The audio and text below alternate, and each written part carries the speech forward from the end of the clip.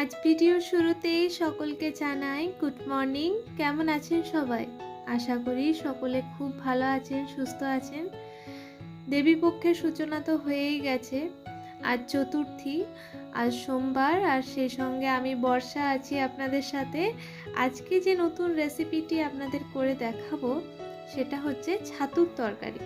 এই ছাতুটা মূলত আমাদের গ্রামে গঞ্জে যে টাইমে অষ্টমীগুলো পড়ে, মানে দুর্গাষ্টমীর আগে যে 3টে অষ্টমী পড়ে 15 দিন অন্তর অন্তর, সেই টাইমে মূলত এই ছাতুটা ফোটে, সেই জন্য এটাকে আমরা অষ্টমী ছাতু বলি। তো আজকে যে ছাতুটা আমি নিয়েছি সেটা একেবারে কুড়ি, এটা কিন্তু ফোটেনি, তবে এটার কিন্তু বেশি স্বাদ। এই যে আপনাদের দাদা এই ছাতুটা নিয়ে এসেছে বাজার থেকে।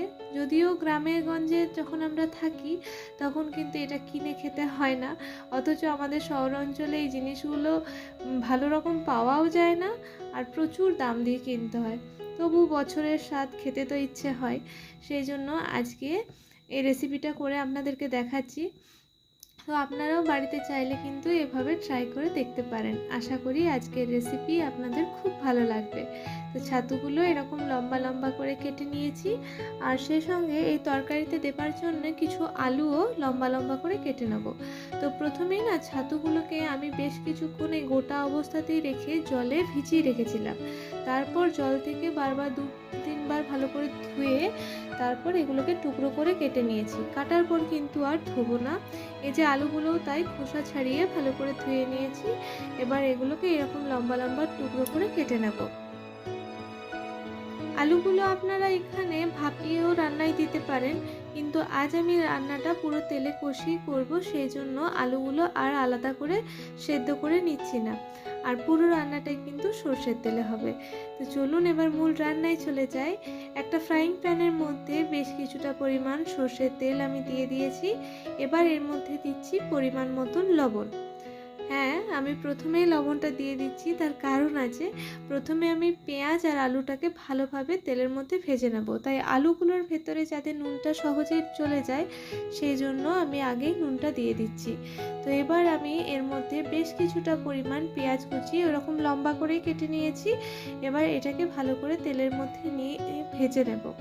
তো আমি এটা ভেজে নিতে থাকি, আর ততক্ষণ বরং আপনাদেরকে সেই কথাটা একবার মনে করিয়ে দিই যে ভিডিওটি ভালো লেগে থাকলে অবশ্যই লাইক করবেন, কমেন্ট করবেন, শেয়ার করবেন, আর চ্যানেলে যদি নতুন হয়ে থাকেন তো অবশ্যই চ্যানেলটি সাবস্ক্রাইব করে পাশে বেল বাটনটি প্রেস করে দেবেন, যাতে পরের ভিডিওর নোটিফিকেশন আপনাদের কাছে সহজেই পৌঁছে যায়। তো এই যে আপনাদের সাথে কথা বলতে বলতে আমার পেঁয়াজটা ভাজা একেবারে কমপ্লিট। খুব একটা লাল লাল করে ভাজবো না। তো এই অবস্থায় যে আলুগুলো কেটে রেখেছিলাম সেগুলো এর মধ্যে অ্যাড করে দিলাম।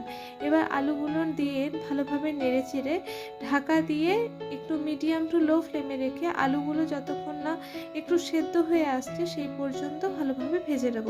তো চলুন এটাকে এবার একটু ঢাকা দিয়ে দিই। আর এই পর্যায়ে এসেই আমার ভিডিওটা কি করে জানি না স্টপ হয়ে গেছিলো, তো বুঝতে পারিনি। তো এই অংশটুকু যেটা আপনারা দেখছেন এটা মশলা কষানোর পরের অংশ।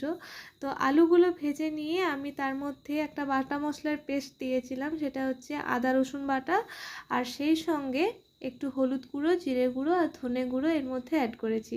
এই দিয়ে আলুটাকে আমি কষিয়ে নিয়েছি। তো তারপরে আমি ছাতুগুলো এই যে অ্যাড করছি। তো সেই অংশটুকু স্কিপ হয়ে গেছে বলে আমি আপনাদেরকে মুখেই সেই অংশটুকু রেসিপিটা বলে দিলাম, যাতে আপনাদের অসুবিধা না হয়।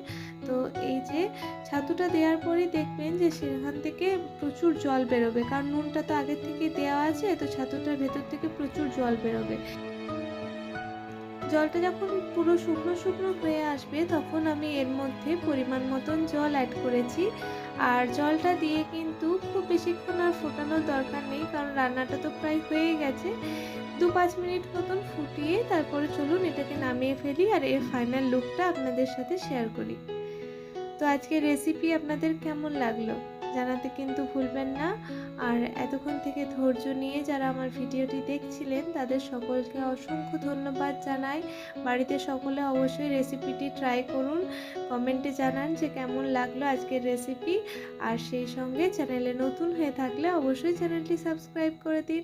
আপনাদের সঙ্গে দেখা হচ্ছে আমার নেক্সট ভিডিওতে। ততক্ষণ সকলে ভালো থাকুন, সুস্থ থাকুন। ধন্যবাদ।